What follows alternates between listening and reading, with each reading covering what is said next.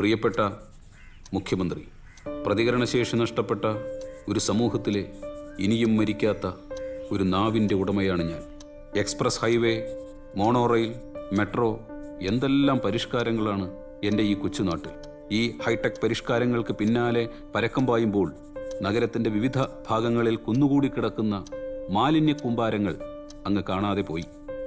രോഗവാഹികളായ കാലൻകൊതുകുകൾ കൊച്ചു കേരളമാകെ മരണകാഹളവുമായി മൂളിപ്പാറുമ്പോൾ ദന്തഗോപുരങ്ങളിലിരുന്ന് സോളാർ പാനലുകൾ സ്ക്രൂ ചെയ്തുറപ്പിക്കുന്നതിൻ്റെ തിരക്കിലായിരുന്നല്ലോ അങ്ങയുടെ ഈ ഹൈടെക് ചെപ്പടി വിദ്യകൾ ശവത്തെ പൊന്നാടയണിയിക്കുന്നതിന് സമാനമാണ്.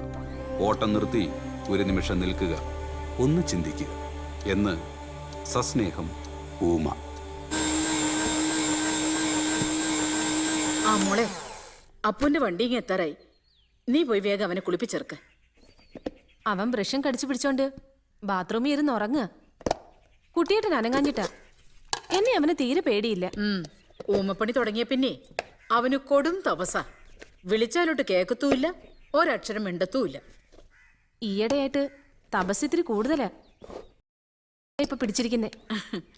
അമേരിക്ക ഇന്ത്യയും തമ്മിലുള്ള യുദ്ധം ഒഴിവായതേ അവന്റെ ഊമക്കത്ത് കാരണമെന്നാ ഇപ്പൊ വീമ്പ് പറച്ചില്. അമ്മ നോക്കിക്കോ, ഞാനിത് അവസാനിപ്പിക്കും.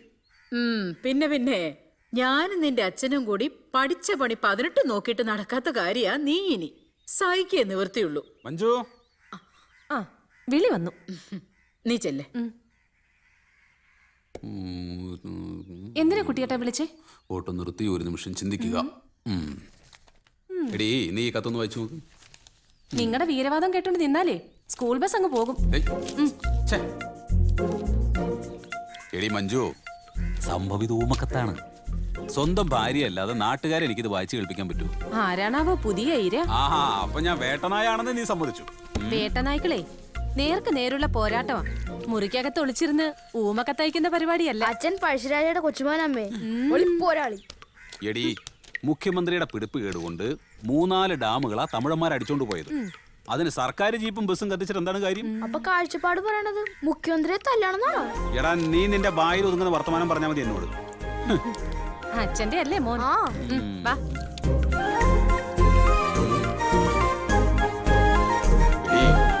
ഇന്ത്യക്ക് സ്വാതന്ത്ര്യം നേടിക്കൊടുത്തത് മഹാത്മാഗാന്ധിയുടെ അഹിംസാ സിദ്ധാന്തങ്ങളായിരുന്നു.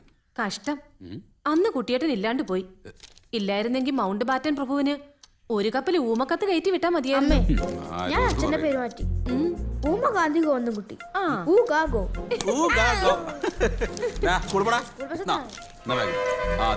ബസ് വന്നു.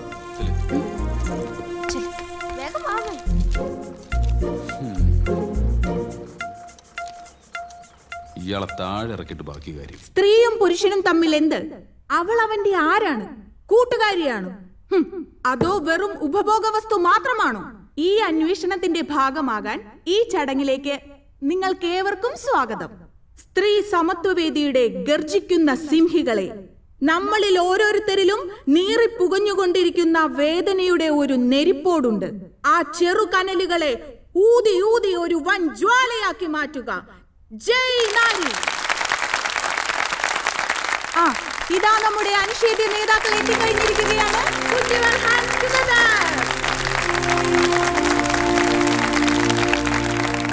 സ്ത്രീ സമത്വവേദിയുടെ സംസ്ഥാന ചെയർപേഴ്സണും കേരളക്കരയുടെ രോമാഞ്ചവും സ്ത്രീത്വത്തിന്റെ കാവൽ മാലാഖയുമായ നമുക്ക് പ്രിയപ്പെട്ട കവയിത്രി നയനകുമാരി,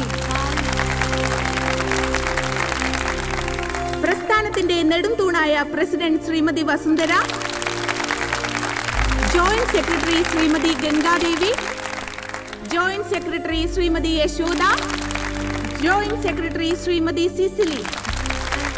ഇനി നിങ്ങളോട് സംവേദിക്കാൻ മലയാളത്തിന്റെ പ്രിയ കവയിത്രി ശ്രീമതി നയനകുമാരിയെ വേദിയിലേക്ക് ഹാർദമായി ക്ഷണിക്കുന്നു. Please come madam. വേദിയിലും സദസ്സിലും ഉപവിഷ്ടരായിരിക്കുന്ന സമത്വവാദികളായ സഹോദരിമാരെ, എല്ലാവർക്കും നമസ്കാരം. സ്ത്രീയും പുരുഷനും സമന്മാരല്ല. ഏതൊക്കെ മാനദണ്ഡങ്ങൾ വെച്ച് നോക്കിയാലും സ്ത്രീ പുരുഷനേക്കാളും വളരെയേറെ മുന്നിലാണ്.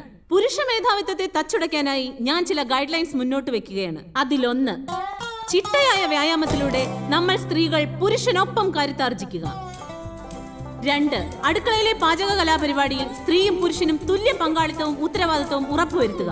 3. നിയമത്തിന്റെ നൂലാമാലകളില്ലാതെ സ്ത്രീക്ക് പുരുഷനെ ഡൈവോഴ്സ് ചെയ്യാനുള്ള സ്പോട്ട് ഡൈവോഴ്സ് സിസ്റ്റം നടപ്പിലാക്കുക. അതിനായി മൊബൈൽ കോടതികൾ ലഭ്യമാക്കുക. 4. Delivery deposit. ഓരോ ഗർഭധാരണത്തിനും പ്രസവത്തിനും ഭർത്താവ് ഒരു നിശ്ചിത തുക ഡെലിവറി ഡെപ്പോസിറ്റായി ഭാര്യയുടെ അക്കൗണ്ടിൽ നിക്ഷേപിക്കുക. 5. Mail abstinence. പുരുഷനോടുള്ള ആസക്തി ഓരോ സ്ത്രീയും വർജിക്കുക. ഇതൊക്കെ വല്ല നടപ്പുവശമുള്ള കാര്യമാണോ? തള്ളയെ ആരെങ്കിലും പറഞ്ഞ് പറ്റിച്ചു കാണും.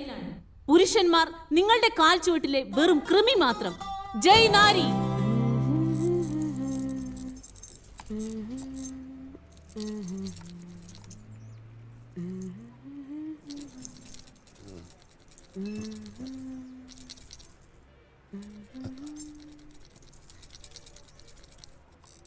കൊച്ചേ, ആദ്യം എന്നെ ഒന്ന് വിട്, അത് കഴിഞ്ഞിട്ട് ശൃംഗരിക്ക്. ശൃംഗരിക്കേ വയസ്സും പ്രായമൊക്കെ ആയില്ലേ, മര്യാദക്ക് സംസാരിക്കണം. ഉറച്ചു നോക്കിയിട്ടേ കാശ് തരാൻ പറ്റൂ. മുക്കുപണ്ടാണെങ്കിൽ ആര് സമാധാനം പറയും? നമ്പർ എത്രയാ? PK കുട്ടപ്പൻ 475. 75 25? 75. ഇപ്പൊ വിളിക്കാടാ. 25 പറഞ്ഞത്? എന്റെ കൊച്ചെ 75. 475. ഒരച്ചൊരച്ച് പാതിയിലേറെ കട്ടയിലുമായി. ക്ഷമിക്കുന്നതിനൊക്കെ ഒരു അതിരുണ്ട് കേട്ടോ. എന്താ കുട്ടപ്പൻ ചേട്ടാ, എന്താ പ്രശ്നം? മോന് ഫേസ് അടക്കാനുള്ള അവസാന തീയതിയാ. ഇന്നുകൂടി അടച്ചില്ലെങ്കിൽ അവന്റെ ഒരു കൊല്ലം പോകും. അതിന് മാല പണയം വെക്കാൻ വന്നപ്പോ ഇയാൾക്കൊരു പിള്ളേര് കളി. ഓ, വെയിറ്റ് നോക്കിയോ? ആരോട് ചോദിക്കുന്നല്ലേ? എത്ര വേണ്ട? 10,000.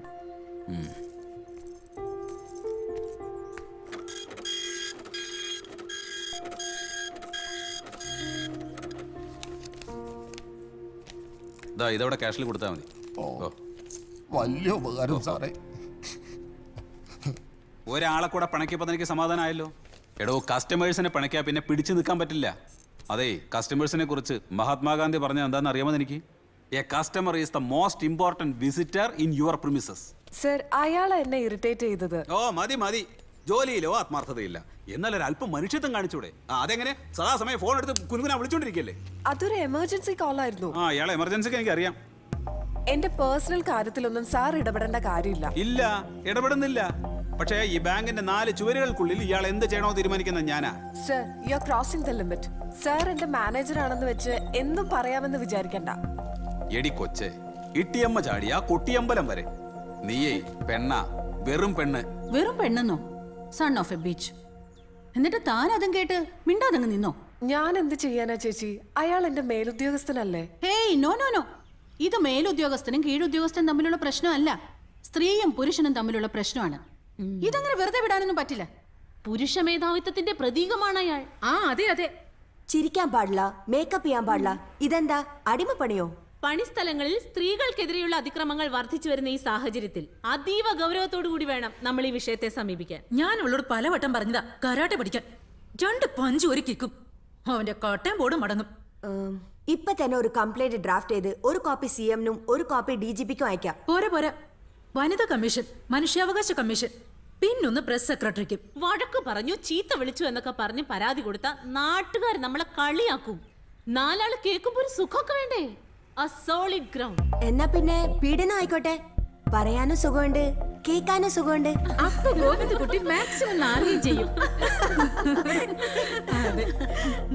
കംപ്ലൈന്റ് കൊടുക്കാൻ വരട്ടെ. ആദ്യം ഈ കൊഞ്ഞാണനെ നമുക്ക് നേരിട്ടൊന്ന് കാണാം, മുഖാമുഖം. A face to face encounter.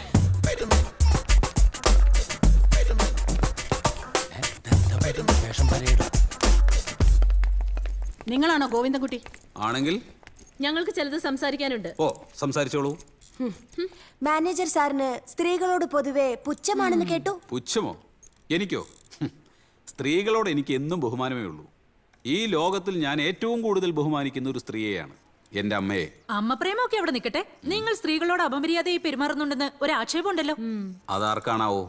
നിരോഷയോട് ഇയാൾക്ക് എന്താ പ്രശ്നം? ഓ, അപ്പൊ അതാണ് കാര്യം. വക്കാലത്ത് കയ്യിലുണ്ട്. അവക്ക് ചോദിക്കാനും പറയാനും ആരും ഇല്ലെന്ന് കരുതിയിട്ടാണോ താൻ?